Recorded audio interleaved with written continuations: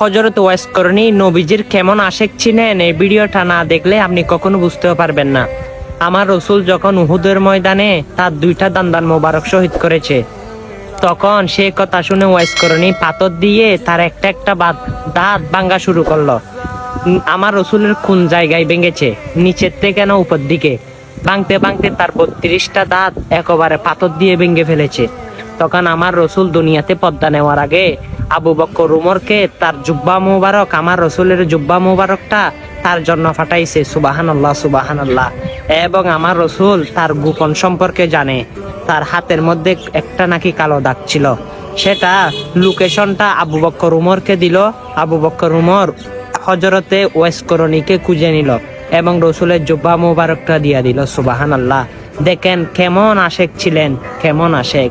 তখন উমর জিজ্ঞাসা করে, এই ওয়াইস করণী, তুমি কেন এই জুব্বা মুবারক মালিক হয়েছ, আমরা কেন পাই নাই?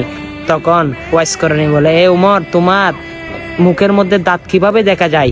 যে রসুলের দন্দন মুবারক শহীদ হওয়ার কারণে আমি 32টা দাঁত ভেঙে ফেলেছি, তাই আজকে সেটার উপহার স্বরূপ আমি এই রসুলের জুব্বা মুবারক পেয়েছি। সুবহানাল্লাহ। সেই নবীজির আশেক হতে পারবেন, সেই নবীকে মন প্রাণ থেকে ভালোবাসবেন, অবশ্যই আপনার জন্য জান্নাত অনিবার্য। আর ভিডিওটা শেয়ার করে নবীজির প্রেম মহব্বতটা সকলের অন্তরে পোষণ করে দিন। সুম্মা আমিন।